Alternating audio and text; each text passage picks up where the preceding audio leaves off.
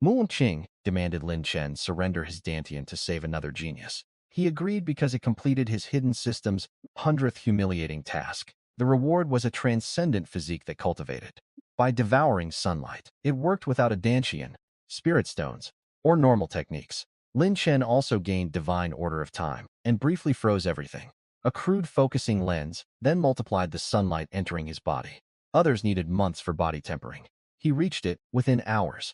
When Mu Wanqing demanded more, the system rewarded every rejection. Before any of that power appeared, Lin Chen stood inside Zhanghe Martial Academy, while Mu Wanqing treated his sacrifice like a reasonable favor. Xiao Jingyu had shattered his Dantian during training, and without a replacement, his cultivation would disappear within only a few hours. Mu Wanqing wanted Lin Chen to donate his own Dantian because she valued Xiao Jingyu's grade 4 spiritual root and future far more. Her words sounded polite, yet every sentence assumed Lin Chen would obey exactly, as he had obeyed for the previous 2.5 years.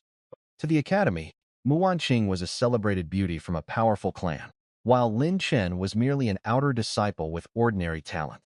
She had long believed their status gap made his devotion natural, so gratitude never became part of the way she treated him. Su Xia rushed over when she heard the demand and warned that surrendering a Dantian meant throwing away a cultivator's entire future. Lin Chen still agreed, leaving both women confused for completely different reasons. Mu Wanqing assumed. His answer proved he remained hopelessly devoted to her, while Su Xia thought he was sacrificing himself for love. Neither woman knew Lin Chen had been waiting for this exact request. A black-robed elder warned him one final time that removing the Dantian would erase his cultivation and might permanently close the martial path. Lin Chen refused to reconsider, so the elder used spiritual power to tear the Dantian free. The procedure nearly dropped him on the spot, and years of accumulated spiritual energy drained from his body almost instantly.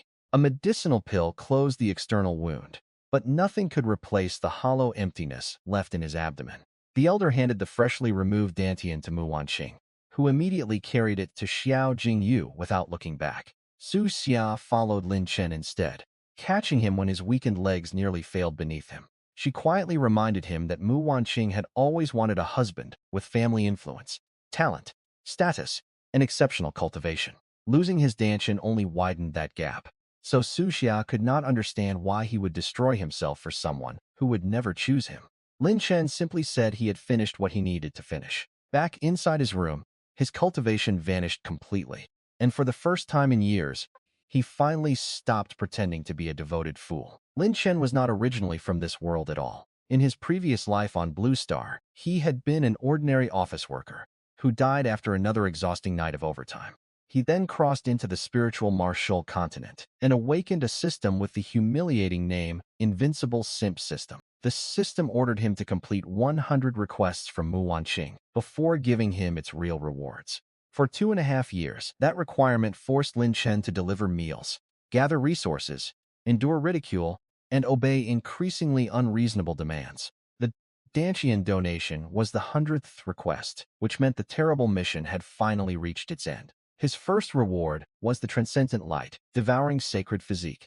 Unlike normal cultivation, this physique could swallow sunlight directly and convert it into cultivation without relying on a Dantian. That single rule explained why Lin Chen had been willing to surrender the cultivation foundation everyone else considered irreplaceable. His second reward was Divine Order of Time, a transcendent ability capable of controlling the flow of time itself. The moment both rewards merged with him, the weakness from losing his Dantian disappeared, and his body felt rebuilt from the deepest level. 7-colored radiance flashed from his eyes while spiritual pressure surged through the roof and disturbed sky above Zhanghe City. Clouds rolled together. Purple lightning froze the citizens with fear, and animals across the surrounding region fled from the pressure. Lin Chen instinctively wished everything would stop, and Divine Order of Time answered immediately. The clouds halted. Lightning stopped halfway down. Wind vanished, and even drifting leaves hung motionless outside his window. For that brief instant, Lin Chen alone could move through a world that had been completely paused. His energy reserves were still tiny, however, so the transcendent ability exhausted him almost immediately.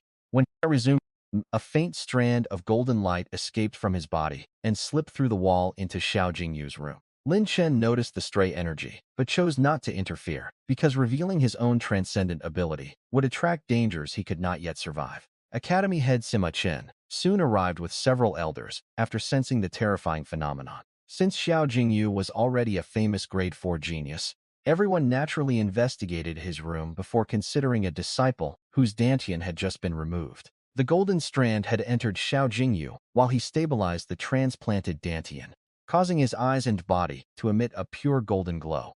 Sima Chen immediately identified that radiance as the sign of a heaven-grade awakened ability. Xiao Jingyu had no idea where the power came from. Yet, he happily accepted the Academy head's conclusion that he had awakened it himself. The purple lightning across the city was also credited to him, turning a stray remnant of Lin Chen's power into Xiao Jingyu's public legend. Lin Chen heard the mistake from the room next door and decided the misunderstanding was perfect protection. By that afternoon, Zhanghe City was celebrating Xiao Jingyu as a heaven-chosen prodigy whose awakening had produced an unprecedented phenomenon. Clan leaders flooded the academy with pills, martial techniques, artifacts, and rare materials, hoping to earn his future goodwill. Xiao Jingyu accepted every gift with growing arrogance and publicly mocked Lin Chen for surrendering a supposedly worthless dantian. The same dantian became valuable only after entering the body of a true genius. Lin Chen merely questioned whether an ordinary heaven-grade ability could really create a phenomenon covering such an enormous region. Xiao Jingyu disliked the implication, but Lin Chen walked away before the conversation exposed anything useful. The city lord, Yi Gucheng, then arrived with his daughter Yi Lingxian and offered Xiao Jingyu an even more valuable gift. Yi Lingxian was another famous academy beauty, but her family position and cultivation backgrounds surpassed Mu Wanqing's. Yi Gucheng openly suggested Xiao Jingyu become his son-in-law, presenting marriage as a direct alliance between the city's strongest clan and its newest genius. Xiao Jingyu accepted almost immediately. Mu Wanqing finally reached for him and demanded an explanation because he had previously sworn he would love only her. Xiao Jingyu answered that his future had changed, and a woman with only a grade 4 spiritual root no longer deserved him. The same crowd that had praised Mu Wanqing moments earlier instantly began mocking her for clinging to someone now considered beyond her level. Desperate, she reminded Xiao Jingyu that Lin Chen had surrendered his dantian specifically to preserve his cultivation. Xiao Jingyu coldly replied that Mu Wanqing had made that choice herself, so he owed her nothing for another man's sacrifice. He even admitted their old relationship existed, mainly because their families had once seemed evenly matched. With Yi Lingxian offering a better alliance, Xiao Jingyu saw no reason to remain beside Mu Wanqing. Mu Wanqing left humiliated and devastated, experiencing in a single afternoon the same disposable treatment she had repeatedly shown Lin Chen. Lin Chen watched without sympathy, because none of her current pain erased the years she had treated his sacrifices as an entitlement. Then the system delivered a new mission that completely reversed their relationship. From now on, every request Lin Chen rejected directly from Mu Wanqing could trigger a random reward. He nearly laughed when he heard the condition. Mu Wanqing had spent years training herself to order him around, which meant the system had transformed her worst habit into his new treasure chest. Lin Chen originally planned to leave the academy because his new physique no longer needed its cultivation resources. The rejection mission convinced him to stay long enough to collect whatever rewards Mu Wanqing unknowingly offered him. He moved to the quiet rear mountain, found a sunlit stone slab, and tested the Light Devouring Sacred Physique for the first time. Warm sunlight entered his skin and immediately became cultivation, strength, agility, defense, and stamina. Normal cultivators had to absorb spiritual energy, circulate it through techniques, refine it inside a dantian, and slowly convert it into usable power. Lin Chen only needed to lie beneath the sun. Stronger sunlight produced larger gains, while passing clouds reduced the rate almost immediately. That pattern gave him an idea from his previous life on Blue Star. If cultivation speed depended on light intensity, then concentrating sunlight should multiply every benefit. Lin Chen gathered common materials, borrowed an alchemy furnace, melted glass, and shaped a crude convex lens more than 2 meters across. He mounted the lens above the stone slab and adjusted it until the scattered sunlight converged into one blinding focal point. Heat strong enough to burn normal clothing poured onto him, yet the sacred physique swallowed the energy before it could injure his skin. The system's gains exploded, proving concentrated sunlight worked far better than ordinary sunbathing. Lin Chen estimated the homemade lens pushed his cultivation speed to roughly 1,000 times that of an ordinary cultivator. A grade 2 spiritual root might need many months just to reach the first body-tempering layer. Lin Chen rebuilt that same foundation in about 2 hours, despite having no Dantian at all. He remained under the lens through the afternoon, and another breakthrough arrived before sunset. In a single day, the supposedly crippled outer disciple reached the second body-tempering layer from absolute zero. That speed convinced Lin Chen that spiritual roots, Dantians, and academy resources would never again decide how far he could climb. While he cultivated, Su Xia tried to comfort Mu Wanqing after Xiao Jingyu's betrayal. Su Xia reminded her that Lin Chen had never relied on sweet promises. He had simply completed every request she ever made. Mu Wanqing finally began comparing those sacrifices with Xiao Jingyu's empty vows. But Bilian interrupted before regret. Regret could become humility. Bilian advised Mu Wanqing to test Lin Chen with another 100 demands, never realizing the system now wanted him to refuse them all. The next morning, Mu Wanqing waited outside her residence, expecting the breakfast Lin Chen had delivered every day for years. He never appeared, because he was already on the rear mountain, absorbing the first sunlight through his focusing lens. Bi Lian treated the missing meal like an insult and complained that Lin Chen should have warned them before changing his routine. Su Xia pointed out the obvious truth. Bringing breakfast had always been Lin Chen's kindness, never an obligation either woman could demand forever. Mu Wanqing still waited longer than she wanted to admit, convinced he would eventually arrive and apologize. When the meal never came, Bilian decided Lin Chen needed another test and sent word ordering him to the training grounds at noon. His friends Ho Junya and Zhu Xiaoming searched the academy until they found him comfortably sunbathing behind the mountain. They expected panic when they repeated Mu Wanqing's message. But Lin Chen simply stayed beneath the lens and kept cultivating. Noon passed while Mu Wanqing waited in public with Bi Lian, surrounded by disciples, expecting the former simp to come running. Lin Chen never showed, turning their carefully staged display into a public embarrassment without saying a single word. His absence bothered Mu Wanqing more than an argument would have, because, for the first time, she could not predict his behavior. Bilian insisted he was only pretending to be distant, and would eventually return once fear of losing Mu Wanqing overcame his pride. Lin Chen used that afternoon for cultivation instead, and continued rebuilding strength faster than anyone knew. The Fossanoising Resource Distribution Day created another opportunity for Mu Wanqing to test whether his old habits had truly disappeared. In previous months, Lin Chen had routinely handed her most of his spirit stones and kept almost nothing for himself. This time, he collected his own monthly allotment, put the stones away, and acted as though Mu Wanqing was not standing nearby. He even ate the breakfast he had brought for himself, while she waited for him to offer it out of habit. Mu Wanqing refused to ask directly, because admitting she wanted his food would force her to acknowledge that his devotion had never been guaranteed. Finally confronted Lin Chen and accused him of becoming ungrateful after Mu Wanqing supposedly gave him a chance. She revealed the ridiculous plan openly. Mu Wanqing would consider accepting him only after he completed another 100 favors. Lin Chen asked why he should be grateful for permission to serve someone who had already taken his Dantian and never respected him. Mu Wanqing interpreted his refusal as arrogance rather than a genuine end to his former obsession. A burly admirer named Zhou Yi then stepped forward, eager to defend her and gain attention by humiliating the supposedly crippled disciple. Zhou Yi was only a body-tempering cultivator, but everyone believed that was still more than enough against a man without a Dantian. He challenged Lin Chen to a public fight where refusing would make Lin Chen look cowardly, and accepting seemed almost suicidal. Su Xia urged Lin Chen not to risk his life, simply because a crowd wanted entertainment. Mu Wanqing offered him what she called a graceful escape.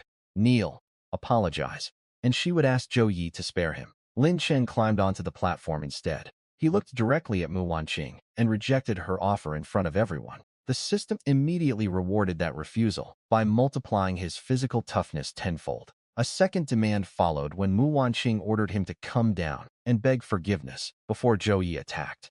Lin Chen rejected her again, and the system multiplied his muscular strength tenfold as well. Two simple refusals had already turned the body beneath his ordinary robes into something far beyond his visible cultivation stage.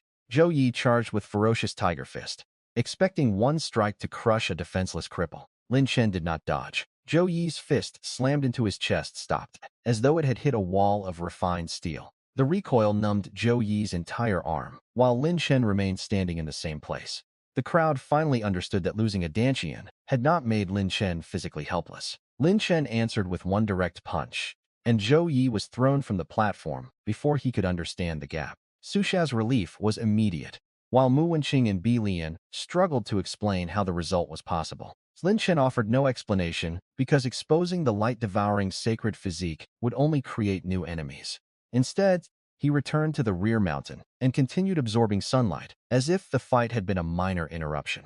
Mu Wanqing refused to accept the change quietly. She paid to use the Academy's broadcast array and announced a public ultimatum that every disciple and elder could hear. Lin Chen had until noon to crawl before her, bark like a dog, and clean her shoes, or she would sever all ties forever. Most disciples assumed the threat would finally break him because they still believed his entire identity revolved around pursuing her. Seuss confronted Mu Wanqing and called the demand cruel, reminding her that Lin Chen had already sacrificed more than anyone could reasonably owe. Bilian dismissed that argument and convinced Mu Wanqing that public humiliation was necessary to restore her authority. By noon, the training grounds were packed with people waiting to see whether Lin Chen would surrender his dignity. Mu Wanqing arrived dressed beautifully, determined to prove which of them truly could not live without the other. Lin Chen entered, ignored her, found a sun-warmed stone slab, and lay down in the center of the training ground. While the crowd waited for an apology, he calmly cultivated.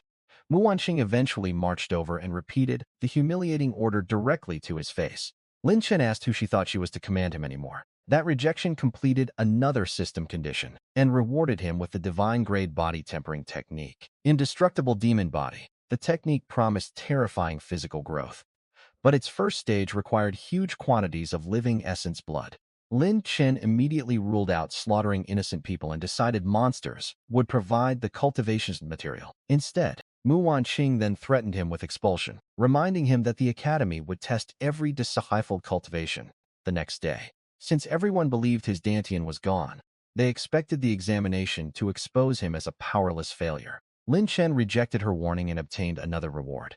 His agility increased tenfold. Suddenly, birds, dust, and falling leaves seemed slower because his movement, perception, and reflexes had both jumped dramatically. Mu Wanqing tried again, warning that expulsion would disgrace the family that had spent resources sending him to Jianghe.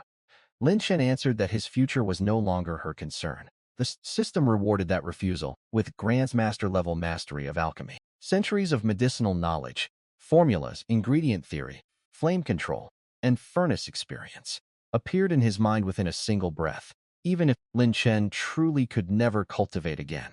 That knowledge alone would have made him valuable to every great clan in the region. Instead of celebrating publicly, he left Mu Wanqing standing among disciples who had started questioning why she kept chasing someone she claimed to despise. Back under the focusing lens, Lin Chen studied indestructible demon body while sunlight continued raising every physical attribute. The technique's first major stage, the Vajra body, would eventually make his flesh resistant to blades, spears, and ordinary weapons. Its later stages promised even more absurd transformations, but every step demanded resources worthy of such power. Before he could pursue those materials, the Academy-wide cultivation inspection arrived. Disciples lined up before a testing stele, while Mu Wanqing waited to watch Lin Chen fail publicly. One student after another revealed ordinary body tempering cultivation, reinforcing the rules. Everyone assumed Lin Chen had already fallen outside. When his name was called, he walked onto the platform. Without hesitation, Mu Wanqing reminded him that disciples with no cultivation were expelled, still expecting him to beg for help at the last possible moment. Lin Chen placed his hand on the testing stele. Golden light erupted from the artifact and announced that the Dantianless disciple had already reached the 6th body tempering layer. The training ground fell silent before disbelief exploded from every direction. Bi Qian accused the stele of malfunctioning until an elder angrily reminded her that the Academy's testing artifact had never made such an error. No one could explain Lin Chen's result, and increasingly ridiculous theories spread about hidden physiques, secret techniques, or even a second Dantian. Lin Chen let them speculate because every wrong explanation protected the truth. His next problem was practical rather than social. Indestructible demon body required medicinal support and monster essence, so he needed access to alchemical resources. He headed toward the Academy's alchemy facilities to borrow a furnace. A long line of disciples was waiting for a chance to become students of Elder Wang Yuanshan. one of Jianghe's respected alchemists. Lin Chen had no interest in becoming anyone's apprentice. He only wanted a furnace long enough to refine the pills his new body technique required. Bian happened to see him there and loudly claimed he was pretending to be an alchemist to skip the recruitment line. The steward believed her and ordered Lin Chen to wait like everyone else. Su Xia defended him, but Lin Chen decided argument was less useful than proof. He stepped toward an unused furnace, sorted the medicinal ingredients, removed impurities, and prepared them with movements that looked effortless. The Grandmaster knowledge implanted by the system guided every action like a lifetime of practiced instinct. Yin Shiwei, a gifted young alchemist and another of the Academy's famous beauties, noticed the unusual technique and began watching seriously. When questioned about basic alchemy theory, Lin Chen answered without interrupting his work. The questions rapidly became harder, covering medicinal balance, ingredient substitution, flame changes, and rare interactions that ordinary apprentices had never studied. Lin Chen still answered each one cleanly. Wang Yunshan soon realized the supposed outer disciple understood principles many established alchemists could not explain. Bilian's accusation of fraud quietly became the least important thing happening in the hall. Lin Chen then demonstrated spiritual flame control and continued refining, instead of arguing about whether he belonged there. Yin Shiwei's curiosity turned into genuine respect as she watched him identify flaws in methods she had practiced for years. By the time the furnace reached the crucial formation stage, the entire alchemy hall was watching the disciple who had supposedly come to fake expertise. Lin Chen was about to prove that Grandmaster knowledge from the system was every bit as real as his recovered cultivation. The furnace released a clean medicinal fragrance long before Wang Yuanshan expected the batch to finish, forcing everyone nearby to stop talking. Lin Chen's flame control had compressed a process that normally consumed hours into the time needed for one incense stick to burn.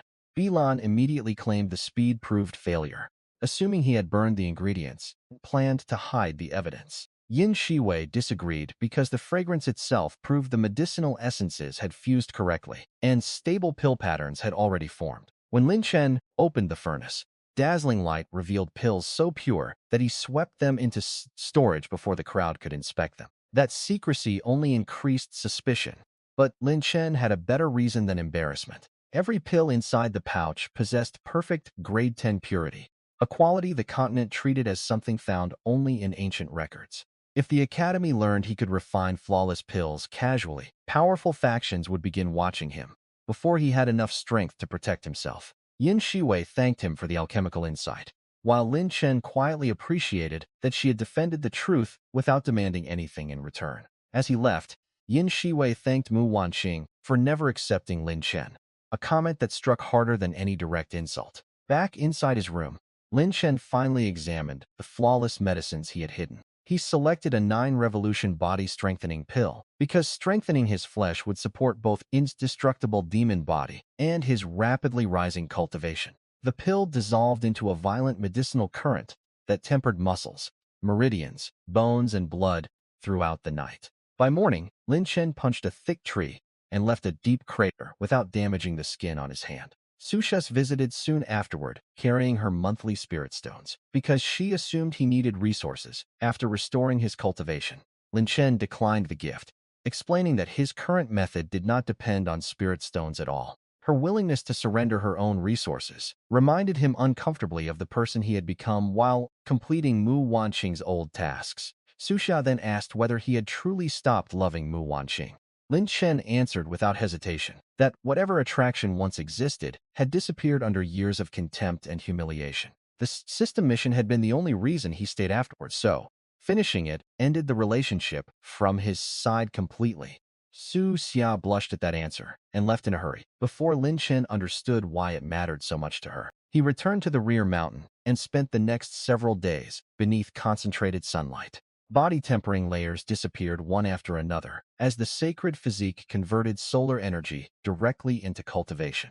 Within days, Lin Chen reached the peak of body tempering, a distance ordinary disciples might spend months or years crossing. The next major threshold was the spirit spring realm, where cultivators gained meaningful control over spiritual energy rather than merely tempering the body. Normally, a breakthrough required condensing a spirit spring inside the Dantian. Lin Chen no longer possessed one, But the Light Devouring Sacred Physique gathered solar energy where the missing organ had once existed. He compressed that energy until a tiny golden spring formed, shining inside him like a miniature sun.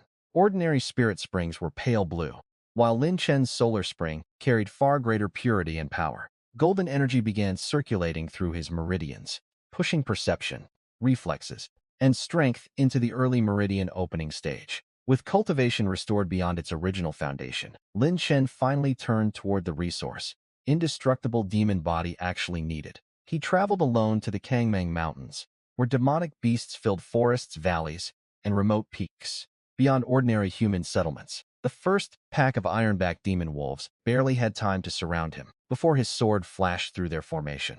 Their essence blood became dark red energy in his palm, and then merged directly into his muscles and bones.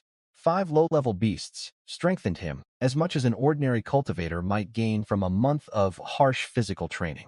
That result convinced Lin Chen the mountains could accelerate his divine body technique far faster than academy training.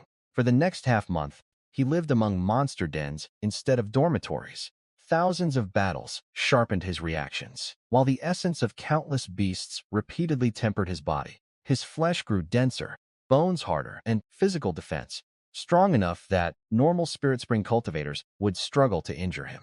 By concealing his aura, Lin Chen could also prevent most observers from accurately reading how far his cultivation had progressed.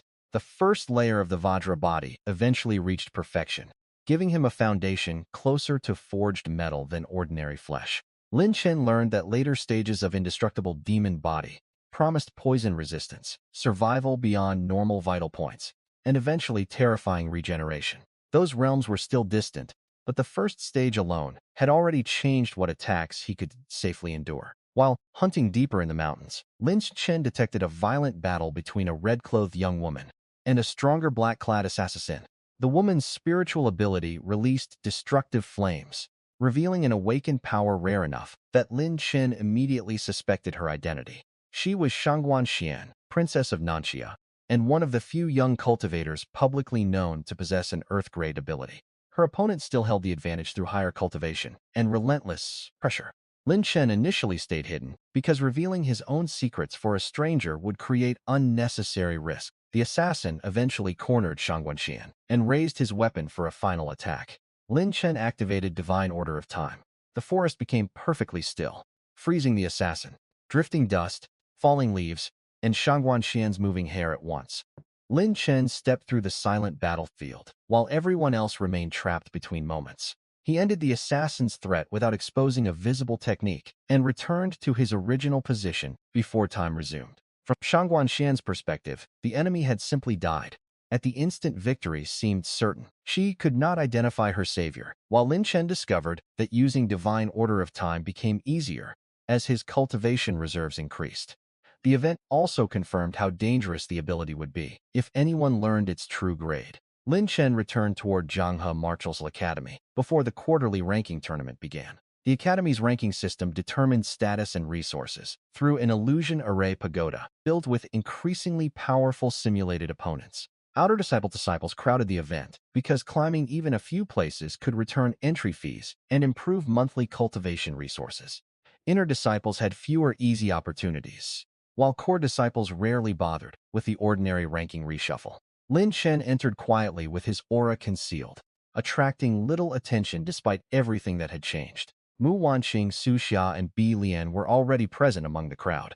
Yin Shiwei also appeared in white robes, surprising disciples who knew she normally cared far more about alchemy than combat rankings. Instead of joining the other famous beauties, Yin Shiwei walked directly to Lin Chen and greeted him with obvious respect. That small gesture produced more jealousy than Lin Chen cared to acknowledge. Important guests soon arrived, including Academy head Sima Chen, powerful local figures, and alchemy grandmaster Dan Qingzi. Sima Chen proudly introduced Xiao Jingyu as the heaven-grade awakened genius. Everyone expected to dominate Jianghe's future. Dan Qingzi even presented the young man with valuable medicine, further strengthening the illusion that Xiao Jingyu was the source of the earlier heavenly phenomenon. Lin Chen remained silent because public recognition still offered less value than letting someone else attract every dangerous gaze. Shangguan Xian also attended, and from a distance she asked Sima Chen about the inconspicuous disciple named Lin Chen. The academy head described him as ordinary talent, who had recently suffered the strange loss of his dantian. Shangguan Xian found that description difficult to reconcile with the man she suspected had been near the mountain assassination. The ranking tournament began with disciples entering the illusion array pagoda, one after another. Each floor reproduced opponents at fixed cultivation levels, and the time needed to clear them determined the final ranking points. Zhang He's best disciples had established records measured in minutes, and even talented inner disciples could be trapped on later floors. Lin Chen entered without fanfare. The first floor produced opponents far below what his current body could regard as dangerous. He cleared them almost immediately and advanced before the spectators outside had finished discussing his entry. The second floor ended in almost the same amount of time. Outside, several people assumed the pagoda must be malfunctioning because no heaven-grade prodigy had ever climbed that quickly. Lin Chen reached the third floor while arguments were still spreading through the viewing area. The enemies there were strong enough to trouble early meridian opening cultivators, but they remained slower and weaker than his current physical foundation. He defeated them efficiently, keeping each movement direct because illusion opponents offered no essence, blood, and therefore no benefit from extended fighting. The fourth floor raised the enemy level again, and finally made the spectators count how long his light remained active. Bi Lian confidently predicted he would be expelled from the pagoda within a few breaths. The pagoda's fourth-floor light stayed active long after Bi Lian's confident prediction should have failed. Every additional breath turned her certainty into another public embarrassment. Lin Chen kept climbing while outer disciples, who had endured years of inner court arrogance and started realizing one of their own might break the entire hierarchy. By the time he reached the fifth floor, even academy elders had stopped treating the run as a curiosity. The enemies there forced Lin Chen to use more of his real speed and strength, though he still avoided exposing divine order of time. His cultivation stage alone could not explain the result because his sacred physique, body technique, systems rewards, had multiplied every physical quality beyond normal standards. Lin Chen had entered the tournament partly because even he no longer knew where his actual combat limit stood. The pagoda gave him a safe way to test that limit without revealing his greatest abilities against real opponents. Outside, Xiao Jingyu watched the record fall apart and refused to accept that an outer disciple could outperform the genius everyone had spent weeks praising. Mu Wanqing's expression changed with every floor because the man she considered ruined was advancing beyond disciples she once used as examples of superiority. Su Xia reacted differently, becoming happier each time Lin Chen survived another stage. Yin Shui simply watched with growing admiration, having already seen that his alchemical talent defied common sense.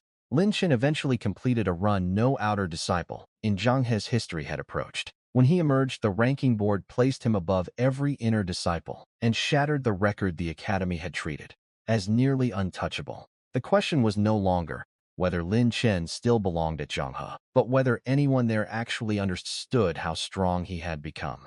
Xiao Jingyu immediately accused Lin Chen of exploiting some hidden loophole inside the pagoda because accepting the result would destroy his new public image. Several inner disciples repeated the accusation, arguing that an outer disciple could not possibly clear opponents their own cultivations struggled against. An elder shut down the easiest excuse by reminding everyone that the pagoda's formation had never failed since its creation.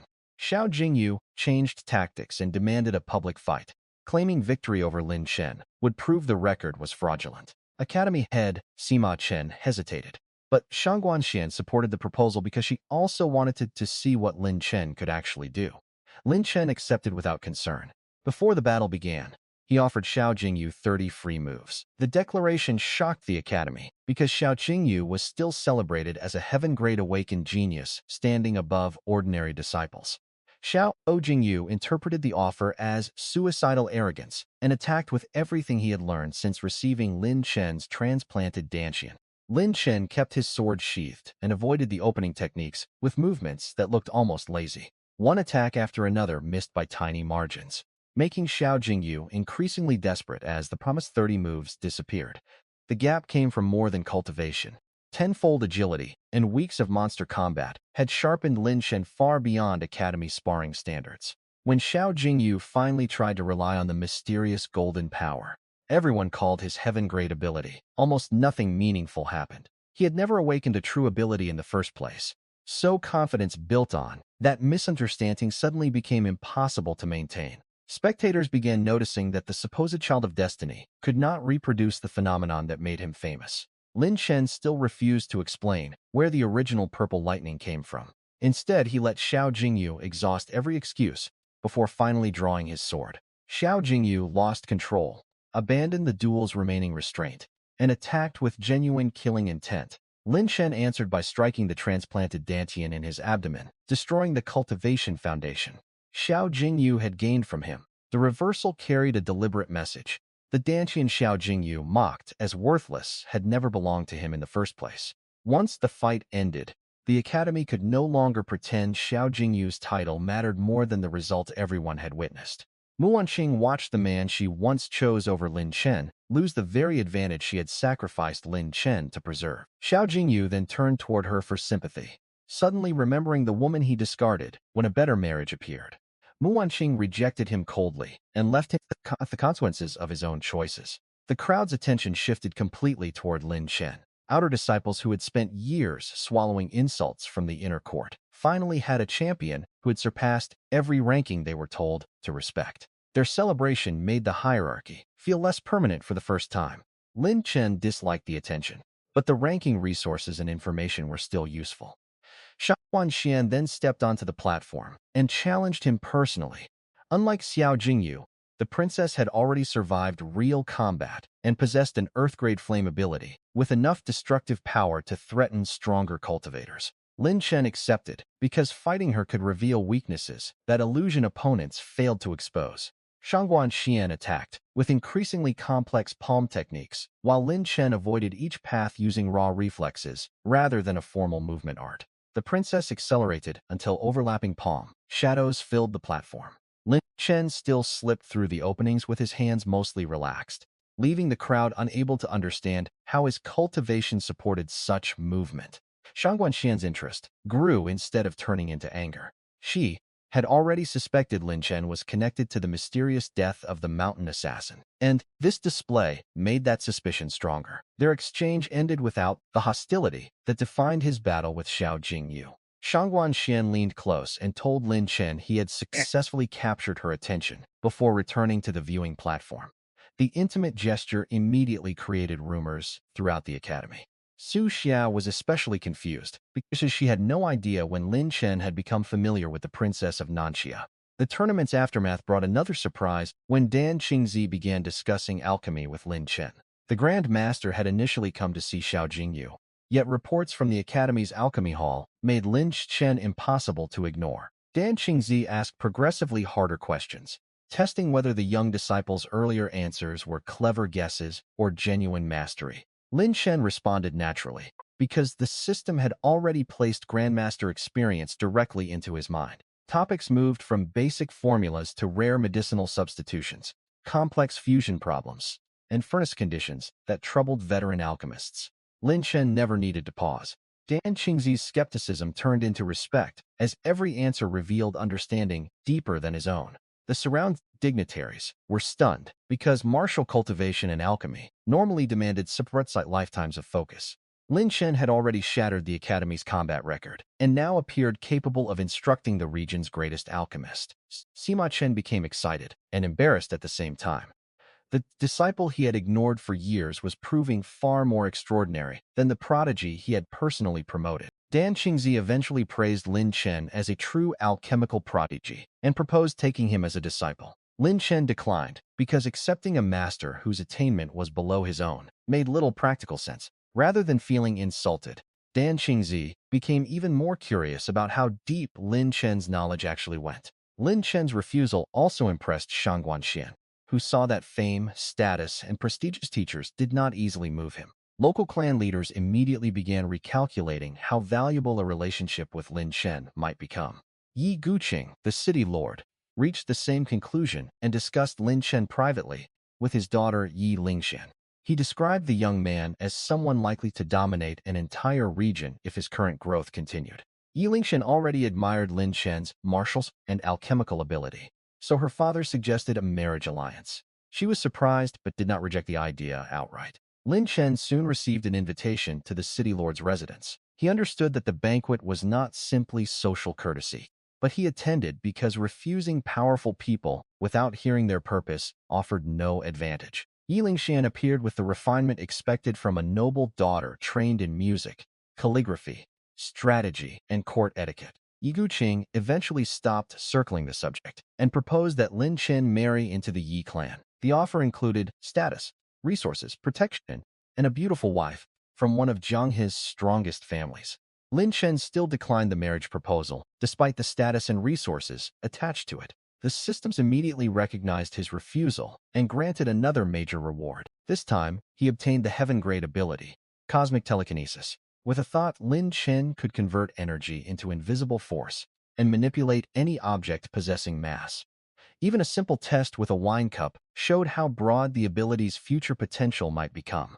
Lin Chen imagined that stronger mastery could eventually control weapons, bodies, structures, or even matter at microscopic scales. Yi Lingxian accepted the rejection more gracefully than Mu Wanqing ever had. She did not insult him, question his worth, or demand that he reconsider. Yi Guqing was disappointed because the alliance would have strengthened his clan enormously, but he could not force the issue without damaging relations. Sheng Guanxian appeared noticeably pleased by Lin Chen's answer. Her reaction suggested the princess had her own reasons for disliking the idea of him marrying Yi Lingxian. The banquet continued until Shang Guanxian's body suddenly reacted to a chronic internal affliction. Heat spread through her meridians, reddening her skin and forcing even her exceptional cultivation into a dangerous imbalance. Dan Qingzi examined her and admitted that ordinary medicine could only suppress the condition temporarily. Lin Chen recognized a different solution from the alchemical knowledge implanted by the system. The princess needed a frost pill refined with exact medicinal balance, strong enough to neutralize the violent heat without damaging her foundation. The difficulty was not simply finding cold ingredients. The pill required control and purity, beyond what most local alchemists could achieve. Lin Chen agreed to refine it. Dan Xingzi watched every step with the seriousness of a student rather than a senior master. Lin Chen selected ingredients, corrected hidden conflicts, and controlled the furnace with precision the older alchemist had never seen. A crystalline frost pill eventually formed with flawless grade 10 purity. Shangguan Xian consumed it and felt the burning affliction cool almost immediately. The result solved a problem that had haunted her for years and resisted every ordinary treatment. Dan Qingzi could no longer pretend he was the more accomplished alchemist. He knelt and formally asked Lin Chen to accept him as a disciple. The scene stunned everyone because Dan Qingzi's reputation extended far beyond Jianghe, and even city lords treated him with respect. Lin Chen initially tried to refuse because teaching someone decades older and vastly more famous felt awkward. Dan Qingzi insisted that learning followed attainment rather than age, and Lin Chen's ability to refine legendary grade 10 pills settled the hierarchy. Eventually, Lin Chen accepted Dan Qingzi as a disciple, after recognizing the older man's sincerity. That decision instantly reshaped the local alchemy world, because Wang Yuanshan, already connected beneath Dan Qingzi, became part of Lin Chen's lineage as a junior descendant. News spread that Zhang He's outer disciple was now simultaneously the Academy's strongest rising fighter and the master of its greatest visiting alchemist. Mu Wanqing heard the reports, while still struggling to accept that every assumption she made about Lin Chen's future had collapsed. The more his reputation rose, the more painful her memory of ordering him to surrender everything became. Lin Chen, however, was already looking toward the next challenge, rather than backward at someone else's regret. 3 days later, the Academy prepared a new series of matches against the core disciples who had ruled Zhang He's rankings for years. Before those core disciple battles, Lin Chen's treatment of Shangguan Xian produced another reward. The moment her chronic affliction stabilized, the system granted him the 100 poison immunity physique, making ordinary toxins almost meaningless against his body. The timing proved unexpectedly useful when Zhang He's elite gathered again for a formal banquet at the city lord's residence. Powerful clans, academy elders, Dan Qingzi, Shangguan Xian, and other important figures filled the courtyard with enough status to intimidate ordinary disciples. Lin Chen noticed nothing unusual. When the wine reached his table and drank with the same calm expression as everyone else, a subtle poison entered his stomach and was erased by the new immunity before it could touch his internal organs. Shangguan Xian detected the danger moments later, but many guests had already begun collapsing. The attack had been prepared carefully enough to threaten cultivators, who normally laughed at ordinary assassination methods. Lin Chen pretended to weaken with the crowd, rather than reveal that the poison had done absolutely nothing to him. Armed attackers then entered the residences, targeting the princess and senior figures while success in their cultivation was suppressed. Their leader possessed enough strength to challenge people, far above Lin Chen's publicly known realm. The system suddenly issued a direct combat mission to eliminate the assassin Xiaoi. The reward was something Lin Chen had never received before: 100 years of soul power. Soul cultivation was nearly extinct on the continent, which made the opportunity more valuable than another ordinary increase in martial strength. Lin Chen continued pretending to be affected until Xiaowei moved into a position where no innocent guest would be caught in the exchange.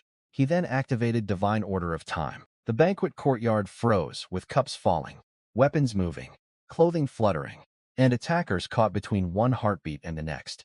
Lin Chen crossed the silent space and ended Xiao's attack before anyone else could see him move. Time resumed with the assassin already defeated, leaving every conscious observer searching for an invisible expert. The system confirmed the mission and poured a century of soul power into Lin Chen. His consciousness expanded immediately, opening a cultivation path that ordinary martial practitioners could barely recognize. Soul cultivation strengthened perception directly, instead of relying on muscles, meridians, or conventional spiritual techniques. Lin Chen entered the first sensory realm and could begin merging soul power with individual senses for specialized improvements. The knowledge he gained described 7 enormous soul realms, each requiring exponentially greater accumulated years of power. 100 years merely opened the first threshold, but that alone was enough to make him part of an almost vanished tradition. Shangguanxian recovered quickly and noticed that Lin Chen's behavior did not match someone genuinely incapacitated by poison. She dragged him into a private room and directly questioned whether he had been responsible for Xiaoi's mysterious defeat. Lin Chen refused to expose Divine Order of Time, because even a friendly princess could not protect him from every faction that would covet it. Shangguanxian failed to obtain a confession, but her suspicion hardened into near certainty. Their strange private interaction gave her even more interest in the outer disciple, whose secrets kept multiplying. After the banquet crisis, Lin Chen spent time studying soul cultivation records to understand what the systems had opened for him.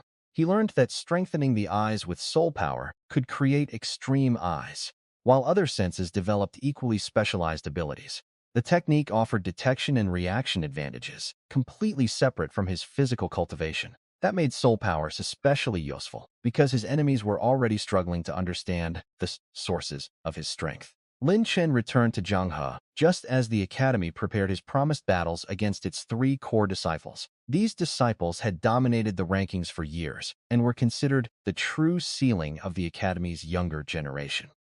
Chen arranged the matches publicly because defeating them would settle every remaining argument about Lin Chen's position. The first opponent was Jian Wuya, Jianghe's foremost young sword specialist. Jian Wuya had spent years mastering complex sword arts, timing changes, feints, and layered combinations designed to create openings through technique. Lin Chen possessed far less formal sword training, but his speed, strength, body durability, and combat perception had already surpassed the assumptions behind those techniques.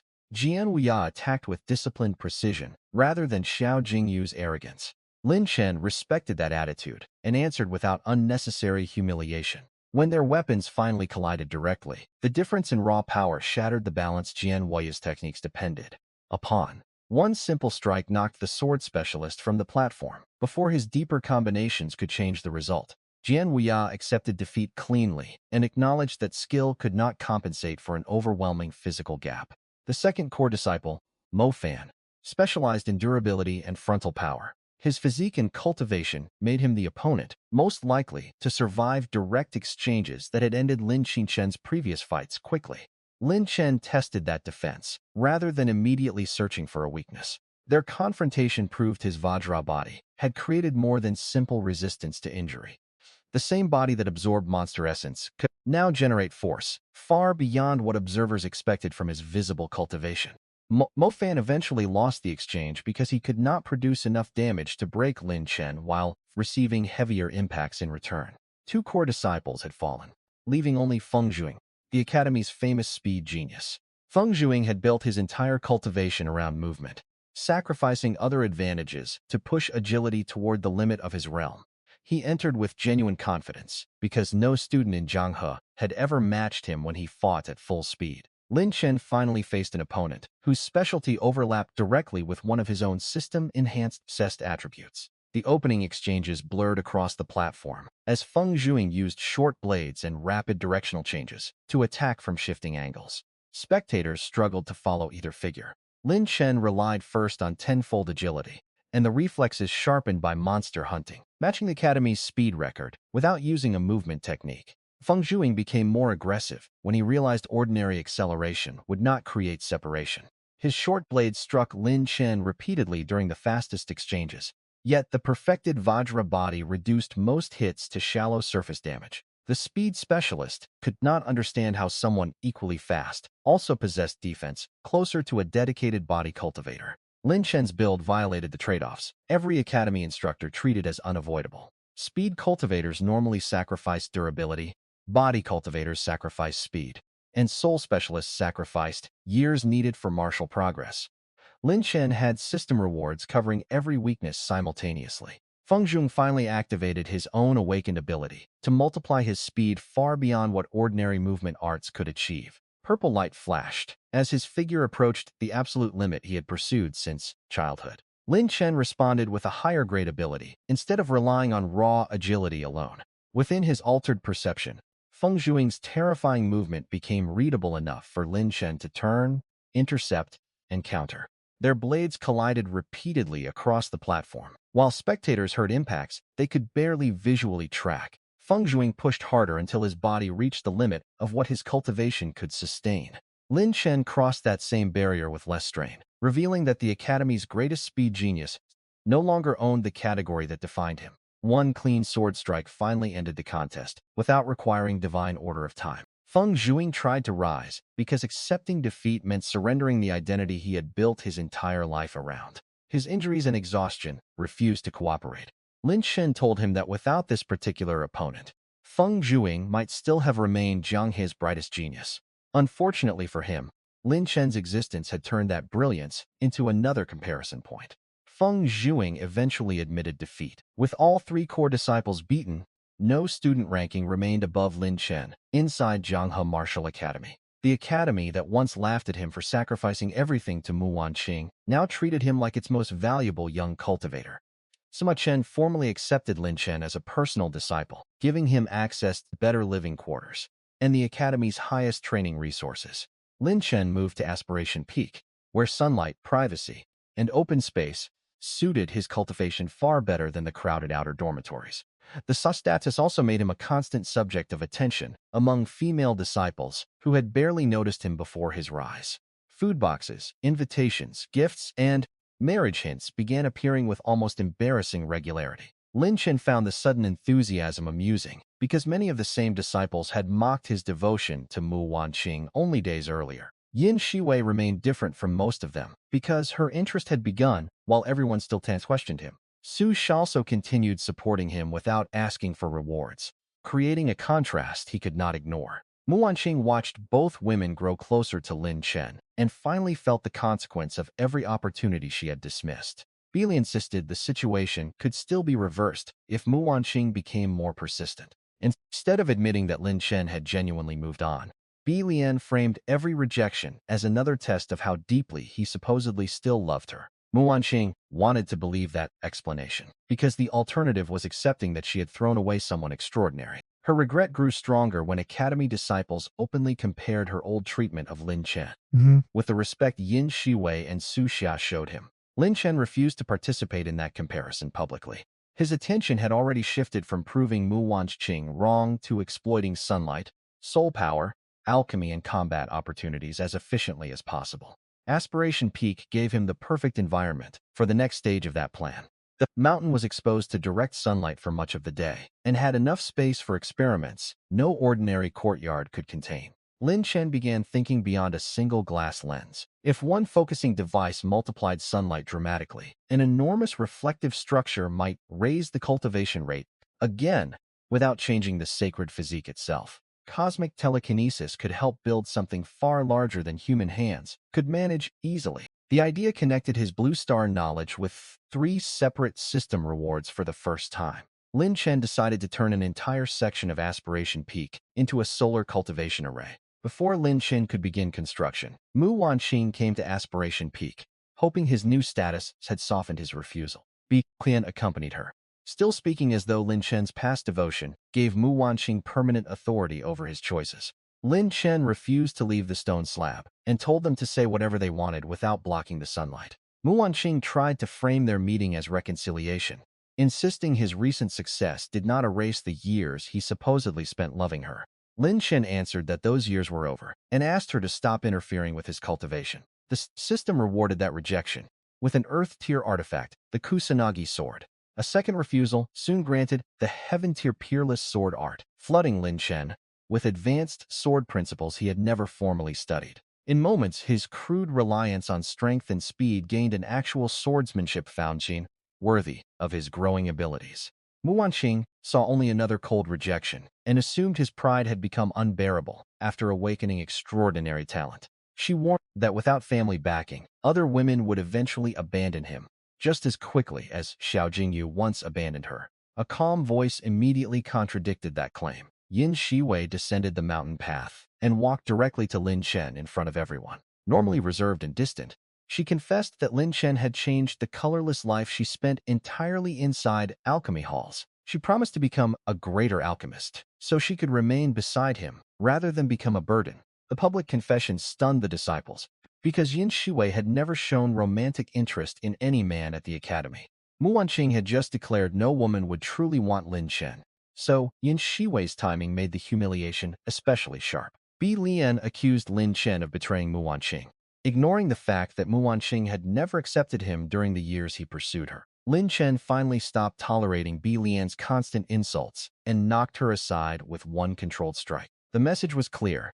The man who once endured abuse for Mu Wanqing's sake no longer existed. Yin Shiwei then took Lin Chen's arm naturally and told Mu Wanqing she no longer deserved him. Before anyone recovered, Yi Lingxian appeared and confessed her own admiration. The 6th City Lord's daughter declared that Lin Chen's talent, character, and future made her willing to remain at his side even without being his only partner. 2 of Jianghe's most admired women were now competing openly for the man Mu Wanqing once considered beneath her. Lin Chen found the romantic chaos harder to manage than most battles. Mu Wanqing interrupted before he could answer and insisted that none of them understood him as well as she did. She claimed every sacrifice from the past proved Lin Chen still loved only her and was merely punishing her out of anger. A powerful red figure descended before that argument could continue. Shangguan Xian landed among the crowd, with enough pressure to force nearby disciples backward. The princess publicly declared that Lin Chen belonged with her and warned everyone else not to assume he was available. Even Chen Chen was caught off guard by how directly she announced her position. Shangguan Xian walked up to him, seized his collar, and demanded that he not fall for another woman without her permission. Lin Chen, more surprised than intimidated, nodded before he had time to formulate a better response. The princess then turned toward Mu Wanqing. She asked whether this was truly the woman who had received years of Lin Chen's devotion without ever accepting him. After looking Mu Wanqing over, Shangguan Xian called her decision astonishingly foolish. In the princess's view, Mu Wanqing had thrown away a heavenly dragon to chase a worm, simply because she could not recognize value before others praised it. Shangguan Xian even thanked her for making that mistake, arguing that otherwise Lin Chen might never have become free. Mu Wanqing had no answer because every category she once used to measure superiority now favored the women standing around Lin Chen. Shangguan Xian was a royal princess, Nanxia's greatest young genius, and an awakened cultivator with status far beyond the Mu clan. The gap stripped Mu Wanqing of the pride she normally used to fight back against romantic arrivals. Shangguan Xian then pulled Lin Chen away to the academy stables for a private conversation. Once they were alone, her commanding attitude softened. She revealed that she would soon return to the royal capital and wanted an honest answer about how Lin Chen viewed her. Lin Chen tried to avoid the question by pointing to the enormous difference between a princess and a common-born disciple. Shangguan Xian rejected that excuse, insisting his talent would eventually place him above nearly every status barrier he currently worried about. She proposed a condition instead of demanding an immediate relationship. 3 months later, the royal capital would host a grand martial tournament for the strongest young geniuses across Nanxia. If Lin Chen defeated Shangguan Xian fairly in public, she would personally ask the emperor to approve a marriage between them. The system reacted the moment she finished. A new mission required Lin Chen to defeat Shangguan Xian at the royal tournament. The reward was 1,000 years of soul power, enough to push his nearly extinct soul cultivation path toward an entirely new realm. Lin Chen accepted the challenge without hesitation, because the reward alone justified entering the tournament. Shangguan Xian smiled, mounted her horse, and told him not to make her wait too long. Lin Chen watched her leave while already calculating how much stronger he needed to become within 3 months.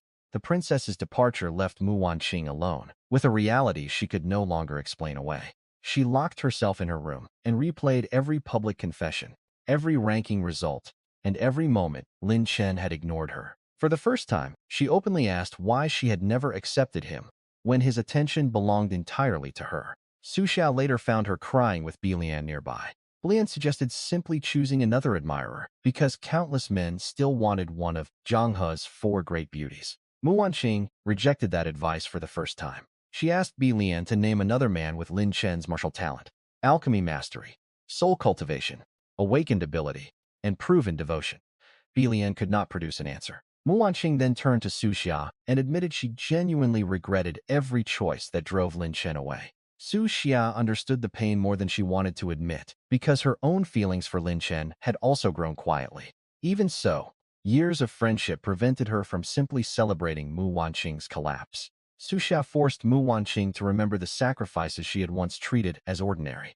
Lin Chen had entered dangerous mountains for medicinal ingredients, returned injured, and still received complaints instead of gratitude. He had stayed awake for days when Mu Wanqing was injured and lost opportunities because he refused to leave her side. He had accepted punishment for her mistakes, endured disciplinary lashes, and then listened while she dismissed the suffering as his own choice. Every month, he surrendered most of his spirit stones, even when his own cultivation barely progressed. He prepared breakfast through every kind of weather and adjusted small details around preferences Mu Wanqing never bothered to notice. Finally, he surrendered the Dantian that everyone believed defined his entire future. Mu Wanqing began recalling each event from her own perspective and realized how cruelly she had responded. One memory involved Lin Chen returning badly injured after gathering medicine, only for her to complain that he had stained her clothes. Another involved him guarding her for 3 days without sleep while she never thanked him. She remembered him nearly dying under disciplinary punishment and still refusing to blame her afterward. The pattern was no longer possible to excuse as simple immaturity. Mu Wanqing finally admitted that she had treated another person's love as a natural resource that could never run out. Her anger then shifted toward Bilian, whose advice had repeatedly encouraged contempt, testing, and emotional distance. Bilian defended herself by pointing out that Mu Wanqing had made every final decision voluntarily. That answer hurt because it was true. Bad advice had influenced Mu Wanqing, but no one had forced her to follow it. Su Xia told her that assigning blame would not repair anything. If Mu Wanqing truly wanted forgiveness, one apology could never balance years of accumulated harm. She would have to give without demanding a result and accept that Lin Chen might still choose never to return. Mu Wanqing decided to try anyway. That night, she entered the academy kitchen. Despite barely knowing how to light the stove, she wanted to make the same kind of breakfast Lin Chen had prepared for her day after day. Smoke filled her eyes, dough covered her expensive dress, and a kitchen knife cut hands that had spent more time holding a zither than cooking. Only then did Mu Wanqing understand how much effort had hidden inside a routine she never considered worth thanking. She remembered that Lin Chen's buns always omitted the ginger she disliked and contained extra mushrooms she preferred. Those details proved he had not simply bought food on the way to her residence. He had learned to make it himself. Su Xia and Bilian found Mu Wanqing covered in soot and struggling with the stove through the night. Bilian called the effort beneath her status, but Mu Wanqing refused to stop. She said performing the same tasks personally was the only way she could begin understanding what Lin Chen had once endured. By dawn, her hands were blistered, and the food looked unimpressive. Yet the box represented an entire night of real effort. Mu Wanqing carried it toward Lin Chen's residence, while female disciples were already gathering there with their own gifts and meals. The contrast was brutal. The woman who once received his breakfast without a thought now had to wait among everyone competing for his attention.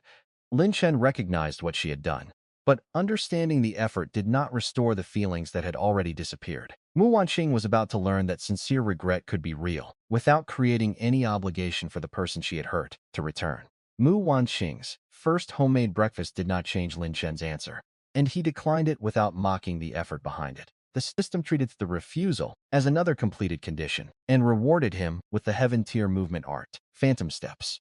The technique could create convincing afterimages at higher mastery, giving Lin Chen a formal movement method to match his abnormal raw speed. Yin Shiwei appeared during the confrontation and told Mu Wanqing that regret arriving after success did not erase the pain caused before it. She listed examples Mu Wanqing preferred not to remember, including gifts discarded, medicinal meals rejected, and nights of care treated as worthless. Lin Chen quietly recognized every memory because the original body's emotions had remained vivid after transmigration. Mu Wanqing finally apologized without demanding immediate forgiveness, but Lin Chen still refused to restart the relationship. He then invited Yin Shui to the Alchemy Hall, deliberately choosing to spend his time teaching someone who had respected him before his rise. Mu Wanqing watched them leave and understood that tears alone could not return her to the place she once occupied. In private, Lian again blamed Lin Chen for being heartless. Mu Wanqing finally exploded at her, accusing years of bad advice of encouraging every cruel decision she now regretted.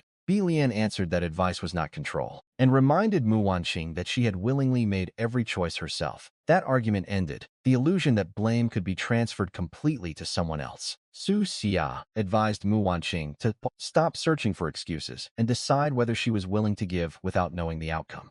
Mu Wanqing responded by continuing to cook, wait, and bring small gifts even as Lin Chen repeatedly rejected them. Her change became one of the Academy's daily spectacles. The proud beauty, who once ignored an outer disciple, now stood among ordinary students, hoping he would accept a meal. Lin Chen did not humiliate her for entertainment, but he also refused to reward persistence by pretending his feelings had returned. When monthly resources were distributed again, Mu Wanqing brought him her own spirit stones. She explained that Lin Chen had once given her every monthly allotment, so she wanted to reverse the direction even if he no longer needed them. Lin Chen still declined because accepting compensation he had no use for would only encourage expectations he did not share.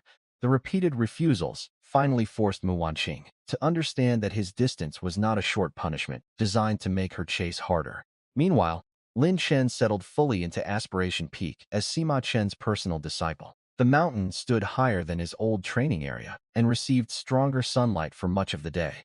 Lin Chen installed his earlier focusing mirrors above the viewing platform and immediately measured a noticeable increase in cultivation gains. Concentrated sun now poured into him faster, simply because the peak's elevation and clear exposure reduced interference. He advanced through Meridian Opening with a speed that remained absurd, even after accounting for the greater difficulty of Spirit Spring cultivation. Within roughly half a month, he moved from early Meridian Opening toward the late stage. Another short period under the mirrors would likely carry him to perfection. Lin Chen temporarily left the peak because one person from his weakest days still deserved a proper thank you. Su Xia had defended him when the Academy laughed, argued against Mu Wanqing's demands, and offered resources without asking him to repay affection. Lin Chen visited her room personally and invited her to choose any restaurant for a meal. Su Xia's face brightened immediately. Though she tried to hide how much the invitation meant to her, she selected Jianghe Restaurant and arrived the next day in a carefully chosen moon-white dress. Lin Chen complimented her appearance honestly, turning her nervous preparation into a visible blush. Their meal felt different from every relationship surrounding his system. No mission required him to attend, no reward depended on his answer, and neither person was trying to win status from the other. Lin Chen thanked Su Xia directly for protecting him when everyone else treated him as a joke. She minimized her own actions, saying she had only done what she believed was fair. They stopped discussing Mu Wanqing and spent the afternoon talking about cultivation, academy stories, and harmless memories. For the first time, Lin Chen noticed how comfortable ordinary companionship could feel when no manipulation was attached. Mu Wanqing happened to enter the restaurant downstairs that same day. She had come to ask the famous chef for cooking instruction, hoping better food might eventually help demonstrate her sincerity. Seeing Lin Chen laughing with Su Xia filled her with alarm. Instead of accepting the obvious possibility that Su Xia liked him, Mu Wanqing convinced herself the meeting must be an attempt to plead for reconciliation. She waited until that evening and confronted Su Xia privately. Su Xia wanted to explain that Lin Chen had invited her alone,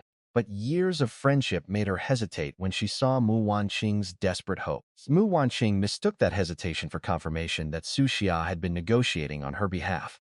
She begged Su Xia to arrange another meeting. Su Xia faced an ugly choice between helping a suffering friend and protecting the rare opportunity Lin Chen had freely given her. In the end, she sent Lin Chen another invitation, without telling him Mu Wanqing would be included. Lin Chen accepted because he believed Su Xia simply wanted to return the meal. At Zhanghe restaurant the next day, he found Su Xia seated beside Mu Wanqing and Bilian.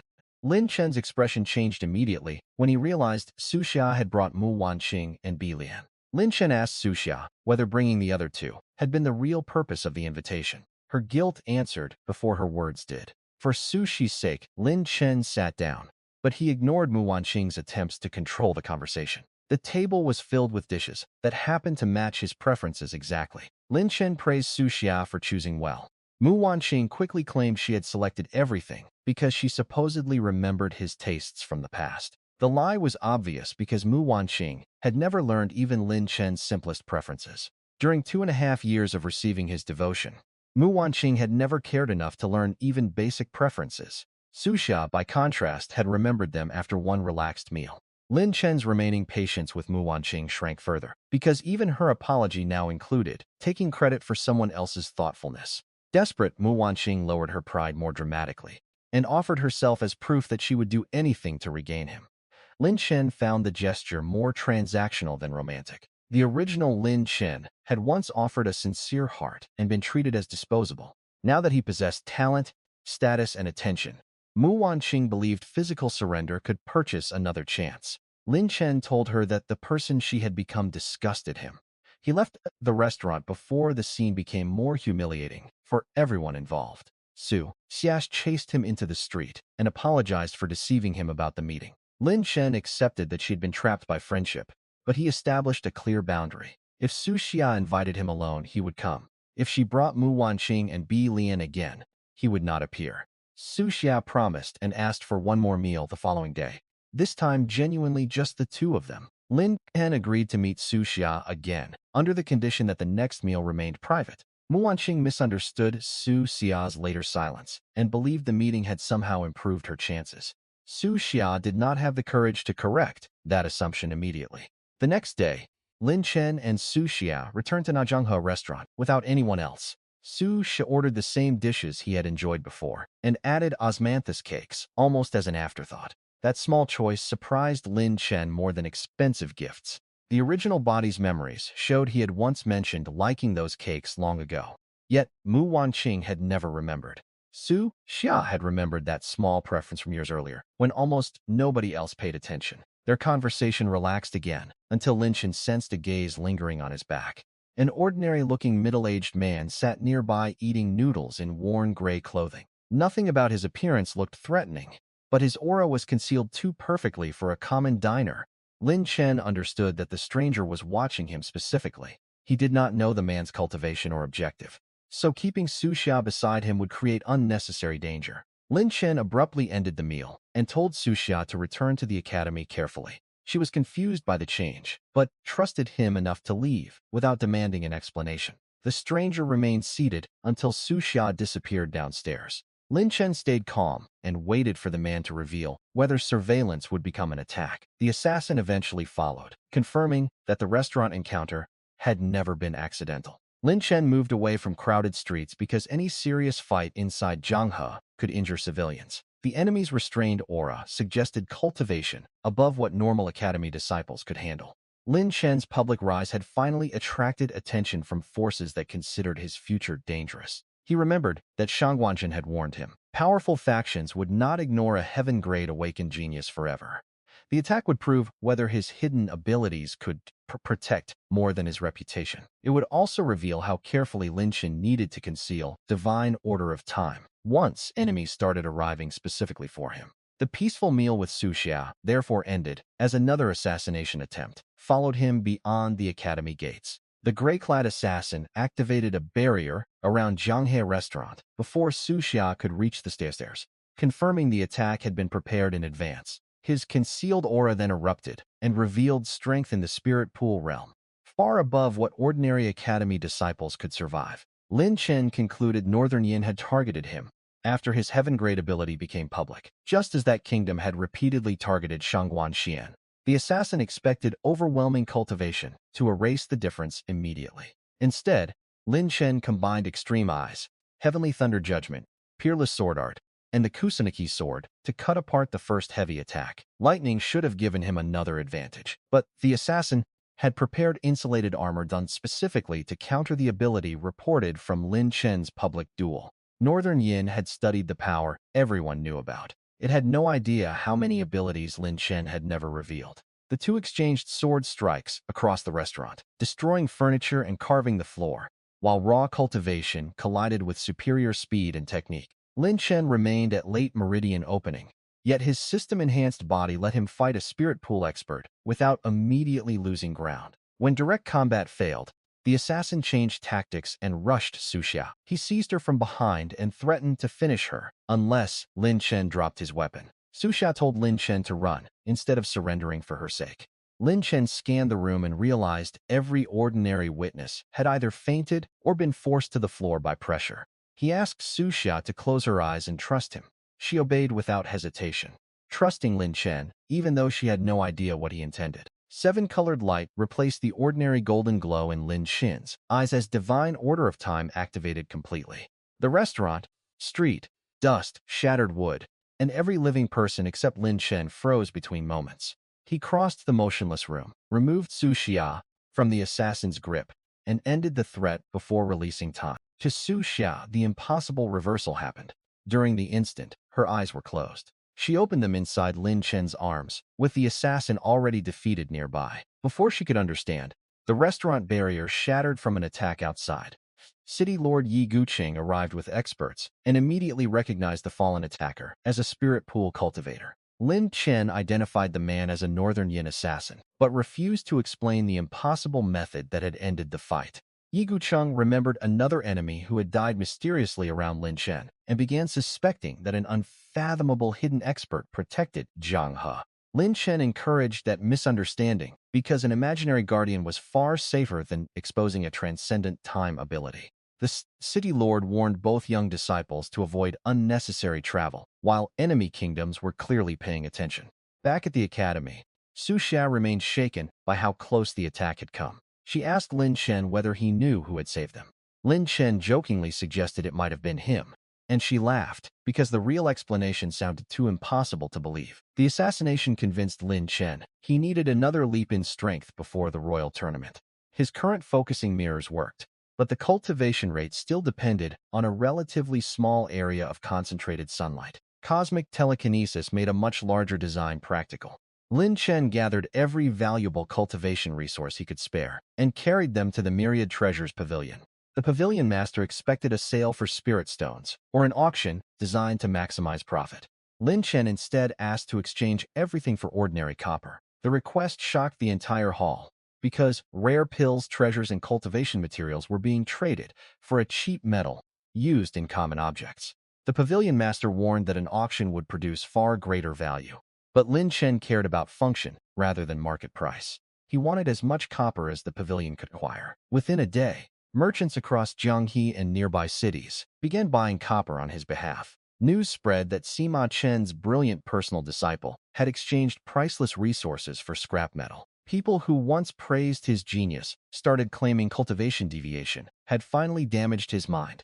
Mu Wanqing heard the rumors while practicing cooking and, for once, refused to accept Bilian's mockery as proof Lin Chen had become foolish. She believed he must have a reason, and even wanted to contribute money for more copper. Her savings were nearly gone, while Bilian refused to lend resources for a plan she considered insane. The following day, a convoy delivered a mountain of copper outside Zhanghe Martial Academy. Disciples gathered just to laugh as Lin Chen stored the entire shipment and carried it to Aspiration Peak. The watching disciples saw worthless metal, while Lin Chen saw a permanent source of concentrated solar cultivation. Lin Chen saw a permanent solar amplifier no pill stockpile could match. On the summit, he melted the copper with spiritual flame until the ingots became a glowing mass of liquid metal. Cosmic telekinesis lifted the molten copper into the air and allowed Lin Chen to shape it without touching the dangerous surface. He spread the metal into an enormous circular sheet and gradually curved it inward. The focusing effect demanded extreme precision, so Lin Chen combined telekinesis with extreme eyes and soul power to correct tiny imperfections. The final structure became a concave copper mirror, roughly 100 meters across. Once the metal cooled, Lin Chen forged supports, polished the reflective surface, and mounted his earlier focusing mirrors at the calculated focal position. He rotated the giant device toward the sun. Thousands of reflected rays converged into one brilliant region until the air itself distorted from heat. Lin Chen sat directly inside the focal zone. The Light Devouring Sacred Physique consumed the concentrated solar energy faster than ever before. Each second now produced several times the gains of his earlier mirror setup and hundreds of times the benefit of normal sunlight. Everyone who mocked the copper trade had measured value in spirit stones. Lin Chen measured value in cultivation gained every second for as long as the sun existed. 3 days inside the superfocusing array pushed him through the next meridian opening barrier. Lin Chen stayed in seclusion, instead of appearing to defend his reputation. As the days passed, disciples assumed the copper experiment had failed because its creator had disappeared from public view. Some elders quietly worried that an extraordinary talent was destroying his own future with a ridiculous obsession. Several female disciples who had recently competed for his attention also lost interest once the rumors turned embarrassing. Lin Chen did not notice. The second barrier finally broke after another stretch of concentrated cultivation. He reached perfect meridian opening after barely weeks, at a stage that normally demanded years from gifted disciples. The speed was extraordinary enough that Lin Chen deliberately stopped before attacking muscle forging. Repeated breakthroughs without adaptation could weaken his foundation, so he left the array to stabilize his body through ordinary martial practice. Lin Chen returned to the training ground and practiced peerless sword art with the Kusanagi sword. Disciples immediately surrounded him with jokes about copper, madness, and wasted talent. The perfected Vajra body concealed his aura, allowing them to assume he remained near the same cultivation shown weeks earlier. Academy head Sima Chen arrived after leaving seclusion and asked privately why Lin Chen had traded valuable resources for metal. Lin Chen answered simply that copper assisted his cultivation. The surrounding disciples laughed again until he released his concealed aura. Perfect meridian opening. Pressure swept across the training ground and forced the nearest spectators backward. Every laugh stopped when perfect meridian opening pressure swept across the training ground. Sima Chen personally checked Lin Chen's meridians and confirmed the breakthrough was genuine. Barely 20 days had passed since Lin Chen publicly displayed early meridian opening cultivation. Even legendary spiritual root talent could not explain advancing through the entire stage that quickly. The Academy's mockery instantly transformed into obsession with the copper itself. Word spread throughout Jianghe City that Lin Chen had used common copper to achieve several years of cultivation in only weeks. Merchants were overwhelmed as disciples bought pots, locks, mirrors, basins, and anything else containing the suddenly fashionable metal. Copper prices multiplied because everyone copied the visible resource while knowing nothing about the sacred physique that made it useful. Some disciples slept with copper against their bodies and waited for cultivation that never came. Others searched for secret techniques that did not exist. The craze collapsed once everyone understood the metal alone was worthless. Lin Chen ignored the entire citywide experiment and returned to his true focusing array. After stabilizing his foundation, he poured solar energy through every muscle rather than merely expanding the spirit spring. Muscle fibers tightened, broke down, rebuilt, and became far stronger under the concentrated energy. The next breakthrough carried him formally into early muscle forging. Mu Wanqing had spent the same period buying a spirit-gathering herb. She believed Lin Chen needed to cross that exact bottleneck. She emptied her savings and borrowed spirit stones from Su Xia to obtain it. Bian called the sacrifice foolish, and Mu Wanqing warned that another insult toward Lin Chen might end their friendship completely. By the time the herb reached her hands, Lin Chen had already completed the breakthrough without it. Su Xia arranged another meeting because Mu Wanqing begged for one final chance to give him the medicine. Lin Chen agreed, partly to spare Su Xia another conflict, and partly because every direct request from Mu Wanqing still carried system value. At the Academy dining hall, female disciples, who recently mocked Lin Chen's copper experiment, were once again crowding around him with invitations and questions. Mu Wanqing arrived, carrying the spirit-gathering herb she had purchased at enormous personal cost. She explained that the medicine could help a perfect meridian-opening cultivator break through into muscle forging. The gift would have been valuable only days earlier. Lin Chen had already crossed that bottleneck beneath the super-focusing array. He declined the herb and triggered another system reward. This time, the capacity of his solar spirit spring doubled. Larger reserves meant he could sustain far more techniques, while the natural purity of solar energy already made every unit more effective. The reward therefore improved both endurance and explosive combat output, far more than the medicine Mu Wanqing wanted him to accept. Lian accused him of being cruel because Mu Wanqing had spent nearly everything she possessed on the herb. Lin Chen reminded her that he once surrendered vastly greater resources without receiving gratitude, much less affection. Expensive regret did not create ownership over the person being compensated. Mu Wanqing still tried to argue that the herb could help his next breakthrough. Lin Chen ended the discussion by releasing his concealed aura. Early muscle forging pressure swept through the dining hall and made dishes tremble across the tables. Everyone finally understood that Mu Wanqing had exhausted her resources, buying a solution to a problem Lin Chen had already solved. The breakthrough also revealed how quickly his cultivation kept moving after the supposedly impossible copper experiment. Lin Chen left the dining hall without taking the herb. His attention returned to Yin Shiwei, whose alchemical progress had reached a stubborn bottleneck. She was already a talented rank 1 alchemist, but advancing to rank 2 had resisted repeated attempts. Wang Yuanshan believed she would need years of additional practice before crossing that threshold. Lin Chen examined her refining process, instead of accepting the estimate. He noticed wasted movements, unstable flame transitions, poor timing during medicinal fusion, and several habits that limited purity.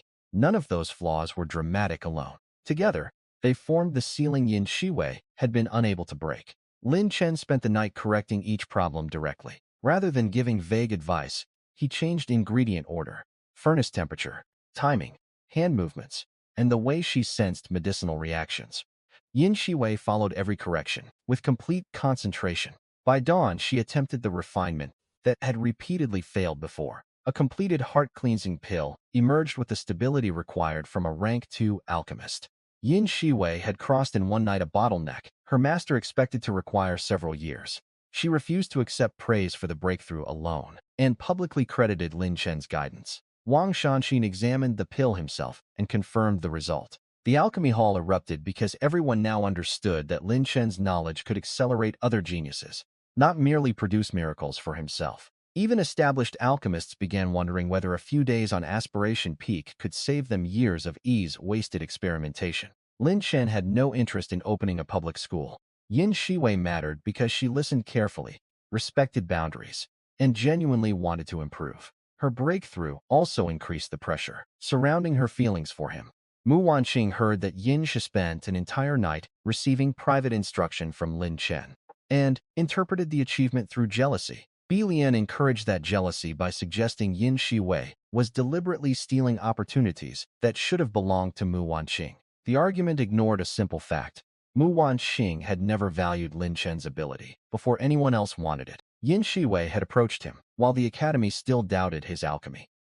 Mu Wanqing eventually confronted Yin Shiwei and challenged her in front of other disciples.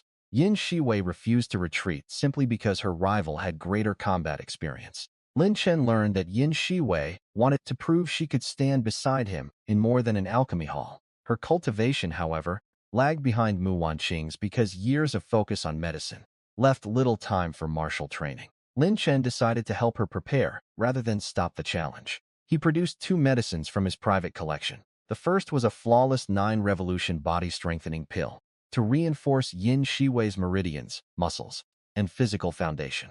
The second was a flawless grade 10 cultivation pill containing energy far beyond what her current body could safely absorb without preparation. Yin Shiwei initially tried to refuse because either pill was worth more than most disciples would see in years. Lin Chen placed both boxes in her hands and told her that accepting the challenge without enough preparation would be far more wasteful. She finally agreed and accepted both flawless pills because losing the duel through pride would waste Lin Chen's effort. Lin Chen guarded the meditation chamber while the body-strengthening pill first reinforced Yin Shiwei from the inside. Only after that foundation stabilized did she consume the cultivation pill. Powerful medicinal energy surged through her meridians through the night. At dawn, an aura burst from the chamber and announced that she had reached late meridian opening. Yin Shui emerged unable to hide her happiness. She thanked Lin Chen seriously, knowing neither her alchemy breakthrough nor cultivation rise would have happened so quickly without him. Lin Chen told her the preparation was not finished. Raw cultivation would not erase the gap in combat experience against Mu Wanqing. He therefore began teaching Yin Shui Peerless Sword Art. The full technique contained more depth than she could master quickly. So Lin Chen focused on practical principles she could actually use within 3 days. He taught her to read attack lines, strike structural weaknesses, redirect force, and avoid competing through brute strength. Yin Shiwei repeated the basic forms until her hands blistered, and her movements stopped looking like those of an alchemist borrowing a sword. Lin Chen corrected small errors continuously, rather than overwhelming her with advanced theory. Her progress accelerated, because years of precise flame control had already trained patience, timing, and fine spiritual energy manipulation. By the second day, her sword no longer hesitated between thought and action. By the third, she could connect defense and counterattack smoothly enough to punish predictable techniques. Mu Wanqing spent the same period preparing Raging Tide sword art, a technique she had practiced far longer and trusted completely. Bilian spread word of the challenge, convinced the duel would humiliate Yin Shui and restore some of Mu Wanqing's pride. Instead, the attention only created another public test of what Lin Chen's guidance could accomplish. The training ground filled before either woman arrived. Most disciples favored Mu Wanqing because she possessed superior combat experience and had cultivated her sword art for years. Yin Shiwei's new rank 2 alchemist status made her impressive, but few believed medicine expertise translated into a real duel. Lin Chen watched from below the platform without interfering. The challenge belonged to Yin Shiwei once it began. Mu Wanqing attacked first with the aggressive rhythm of Raging Tide sword art. Layered strikes tried to build momentum until every retreating step became harder than the last. Yin Shiwei did not meet that pressure directly. She used the principles Lin Chen taught to step outside the strongest attack line and answer through the weakest opening. Her sword looked simpler, but each movement carried purpose. Mu Wanqing expected an inexperienced alchemist to panic under sustained pressure. Instead, Yin Shiwei repeatedly interrupted the sequence before Raging Tide could gather momentum. The longer the duel continued, the more obvious the difference in technical efficiency became. Yin Shiwei moved less, but accomplished more with each strike. Mu Wanqing began wasting energy correcting attacks that never reached their intended position. Surprise turned into frustration when the opponent she expected to overwhelm started pushing her backward. The crowd grew quiet as people realized Yin Shui was not merely surviving. She was controlling the rhythm. Bilian kept insisting the result had to be temporary because an alchemist could not suddenly become a sword expert. Lin Chen knew better because he had personally designed Yin Shiwei's preparation around Mu Wanqing's weaknesses. Yin Shiwei did not need mastery equal to his own. She only needed enough correct fundamentals to exploit a familiar opponent's weaknesses. Mu Wanqing finally abandoned careful exchanges and forced more spiritual energy into Raging Tide's sword art. The stronger output increased pressure, but also made her movements easier to read. Yin Shui waited for one overcommitted attack and slipped her blade through the opening. The exchange ended with Mu Wanqing forced out of position and unable to restore her original rhythm. The woman who trained for combat throughout her academy life was being dismantled by someone who had begun serious sword practice only days earlier. Every spectator wanted to know what technique could create such a reversal. The answer was not a miracle from Yin Shiwei alone. It was another demonstration of how much Lin Chen could change someone who truly listened. Mu Wanqing forced one final burst of Raging Tide sword art, trying to overwhelm Yin Shiwei before the technical gap widened any further. Yin Shui stayed calm, let the strongest pressure pass, and answered through the opening Lin Chen had taught her to recognize. Her blade disrupted Mu Wanqing's stance and ended the exchange before another sequence could form. The referee declared Yin Shiwei the winner. For several breaths, the training ground remained silent because almost nobody had imagined the Academy's alchemist could defeat Mu Wanqing cleanly. Bilian immediately accused Yin Shiwei of cheating or hiding some secret advantage. Yin Shiwei answered by explaining exactly where her new strength came from. Lin Chen had given her a flawless cultivation pill and a 9-revolution body strengthening pill, allowing her to reach late meridian openings safely. He had also taught her peerless sword art during the 3 days before the duel. The explanation did not reduce the shock. The explanation only increased the shock because every impossible improvement traced back to Lin Chen's guidance. Lin Chen had turned a rank 1 alchemist into a rank 2 alchemist overnight, then raised her cultivations and swordsmanship enough to defeat Mu Wanqing. The Academy finally understood that receiving his guidance could change someone's entire trajectory. Disciples, who once mocked Lin Chen, now envied Yin Shiwei simply because she had earned his willingness to teach. Mu Wanqing heard the same explanation differently. Every improvement she envied in Yin Shiwei came from the man she had once treated as unworthy of her time. Had she respected the original Lin Chen when his devotion was unquestioned, those opportunities might have been offered to her willingly. That possibility made the defeat more painful than losing the duel itself. The wager attached to the challenge also meant Mu Wanqing had promised to stop approaching Lin Chen if she lost. Su Xia helped her back to the living quarters after the training ground emptied. Bi Lian remained angry and continued blaming Lin Chen and Yin Shiwei for humiliating her friend. Mu Wanqing finally ordered her to stop. The argument became another reminder that Bilian still saw the situation as a battle for pride, rather than the consequence of years of choices.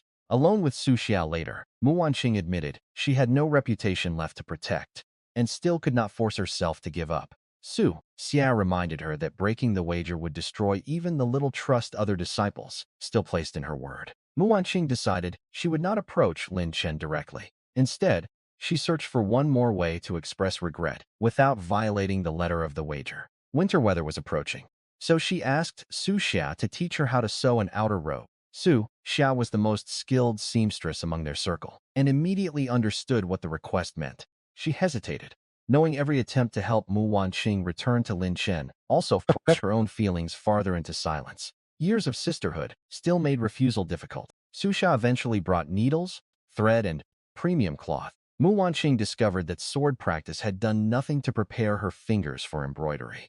Threads snapped, stitches wandered, and the needle repeatedly pierced her hands. She refused to stop even after repeated needle punctures left every finger sore and swollen. For 3 days and nights, Mu Wanqing worked with almost no sleep until a simple green outer robe finally took shape. The craftsmanship was uneven, but the effort behind it was genuine. Because the wager prevented her from meeting Lin Chen, she asked Su Xia to deliver the robe instead. Su Xia wanted to refuse, but softened after seeing Mu Wanqing's exhausted face and swollen fingers.